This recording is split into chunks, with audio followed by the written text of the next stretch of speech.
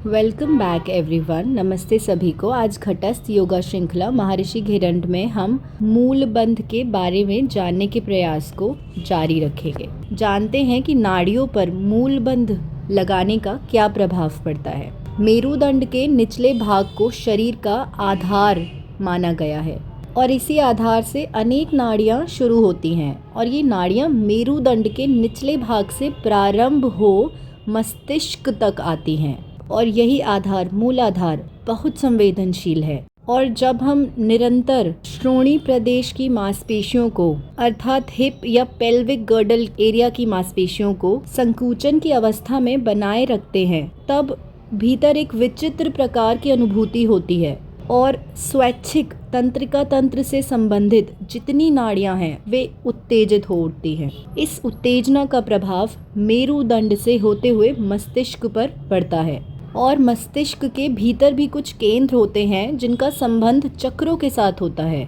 जैसा कि विज्ञान में भी यह बतलाया जा चुका है कि मस्तिष्क का केवल 10% क्षेत्र अभी जागृत अवस्था में है और शेष 90% सुषुप्त अवस्था में है। इन्हीं सुषुप्त केंद्रों का संबंध चक्रों के साथ रहता है। यदि मूलाधार चक्र को हम मेरुदंड के निचले भाग में स्थित माने तो मस्तिष्क के भीतर भी एक ऐसा केंद्र होता है जो मूलाधार के स्पंदन से प्रभावित होकर जागृत होता है।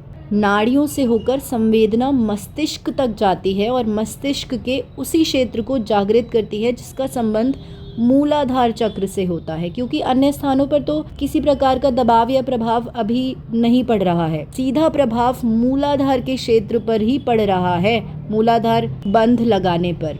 और इसी कारण शरीर के निचले भाग में अपान वायु के प्रवाह की दिशा भी बदल जाती है। जब अपान वायु के प्रवाह की दिशा बदलती है तब मनुष्य वृद्धावस्था पर विजय प्राप्त करता है। चलिए मूलाधार बंध लगाने के नियमों पर भी अपनी एक दृष्टि डालते हैं।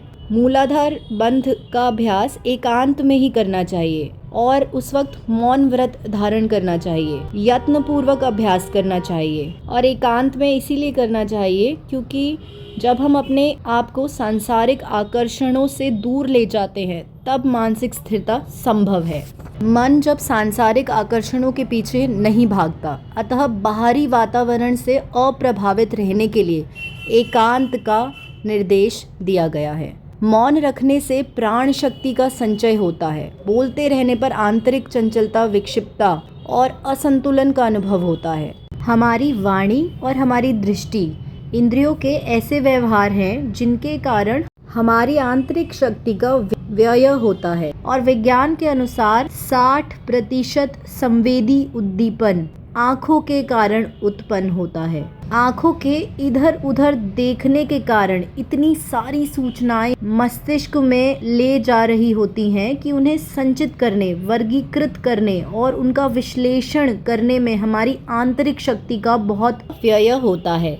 यहाँ तक सुनने के लिए धन्यवाद। अब कल जारी रखेंगे।